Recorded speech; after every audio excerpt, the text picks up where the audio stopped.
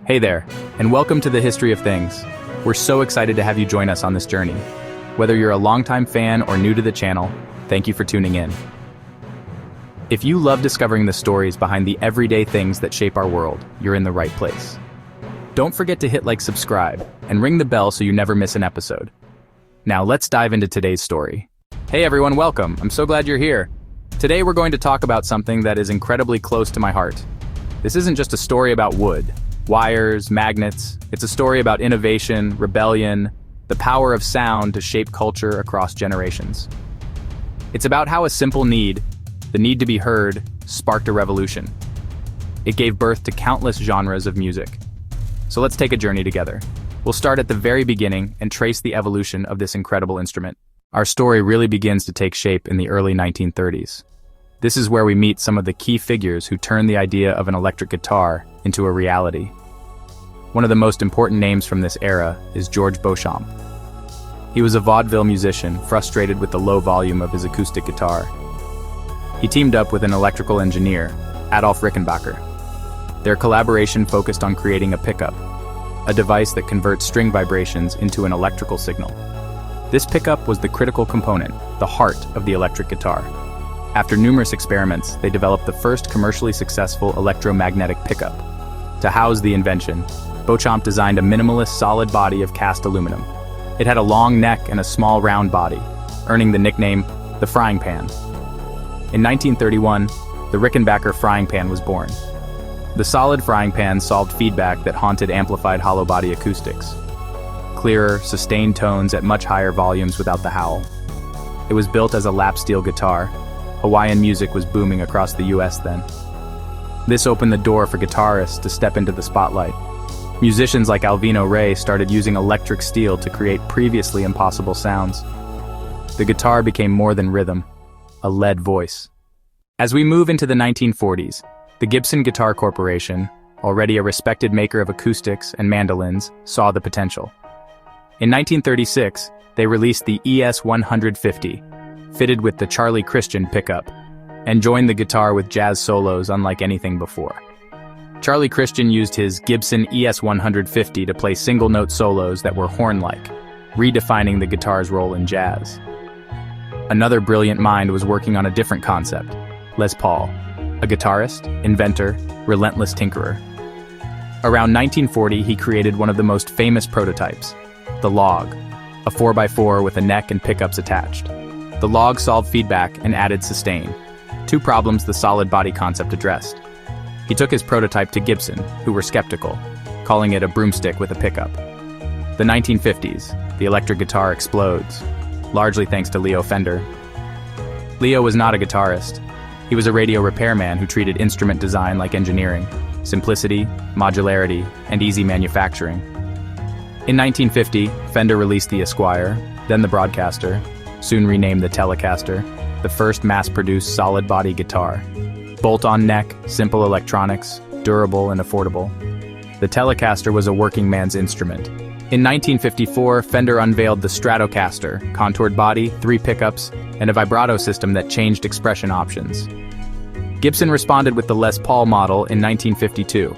Carved maple top, set neck, P90S, later humbuckers, thick, warm, sustaining sound. Stage set, Fender and Gibson, two titans creating the tools that would fuel rock and roll. As the 1960s dawned, the electric guitar had established itself in American music, but its next leap would happen across the Atlantic. Young musicians in the UK were captivated by Chuck Berry, Muddy Waters, and Scotty Moore. Fender Stratocasters, Telecasters, and Gibson Les Paul were expensive and hard to find in post-war Britain, increasing their mystique. When these instruments arrived, a new generation reinterpreted American music, the Beatles being the prime example. Their jangly rhythm guitars created a fresh, exciting sound. Their 1964 Ed Sullivan appearance was a watershed moment. Eric Clapton, Jeff Beck, Jimmy Page, the first guitar heroes emerged, turning up Marshalls and pushing tone into distortion and overdrive. Louder, heavier, and more aggressive tones set the stage for hard rock. Jimi Hendrix unlocked the instrument's soul, exploring feedback, distortion, vibrato arm techniques, and otherworldly sounds. Feedback, distortion, and the tremolo arm became expressive tools, sounds that could scream, cry, or sing. His rendition of the Star-Spangled Banner at Woodstock made a visceral statement through sound. Every guitarist who followed has, in some way, been living in the world he created. The torch passed into the 70s, where tone, volume, and spectacle would grow even bigger. The 70s, arena rock, heavy riffs, guitar gods, and orchestral walls of sound. Jimmy Page layered guitars to build massive textures, from thunderous riffs to delicate acoustic passages. Virtuosity and showmanship became paramount. The era of the guitar god. The 1980s, a decade of excess and extreme guitar technique. Eddie Van Halen's Eruption showcased two-handed tapping, whammy acrobatics, and blistering speed. Guitarists modified instruments and amps relentlessly, building Frankenstrats, high-output pickups, Floyd Rose bridges. Charvel, Jackson, Kramer, Superstrats, and the Floyd Rose allowed extreme dive bombs and stable tuning. Glam metal filled arenas with flashy guitars and extended solos. Motley Crue, Bon Jovi, Poison. Then came the 90s, a reaction against polish and virtuosity. Grunge valued raw authenticity, sludgy distortion, loud quiet dynamics, cheap pawn-shop guitars. Kurt Cobain made the guitar feel accessible. You didn't need to be a virtuoso to express yourself. Pearl Jam, Soundgarden, Smashing Pumpkins, each took different approaches, from anthemic to heavy tuning to layered textures. Tom Morello used effects and unconventional techniques to make the guitar sound like turntables and sirens.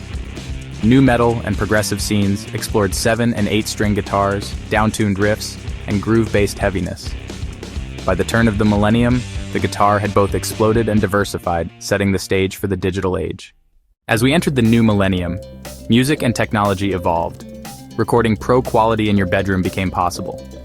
Audio interfaces, amp sim plugins, and online lessons democratized learning and production. YouTube exploded for guitar education and performance. Players worldwide share skills and styles. Indie revival, The Strokes, minimalist blues punk, Jack White, and retro lo-fi aesthetics proved raw tones stayed relevant. Progressive players expanded ergonomics, periphery, animals. As leaders, Tosin Abasi, extended range, complex meters, thumping, and hybrid techniques. The guitar also found new life in pop, hip-hop, electronic, gospel, and more, blending with synths and production. From the frying pan to modern DAWs, the electric guitar is more than wood and wire. It's a catalyst for cultural change, rebellion, and self-expression. It gave birth to rock and roll, fueled the blues, defined metal, and continues to evolve in the hands of creative musicians. I want to thank you for joining me on this journey through the history of one of my favorite things in the world. I hope you found it inspiring. If you enjoyed this deep dive, please like this video and subscribe for more stories from the history of things. Keep listening. Keep playing. Keep being curious. The story is still being written. Thanks for watching. And that's a wrap on this episode of The History of Things. Thank you so much for joining us as we trace the electric guitar's incredible journey. If you enjoyed exploring with us, don't forget to hit that like button. Subscribe to the channel, it helps us keep bringing you more epic stories from the past, from the present. Curious about other inventions, icons, mysteries? Check out our other videos, there's a whole world of history waiting for you. Until next time, keep your curiosity alive, keep learning. Remember, everything has a story. See you in the next video.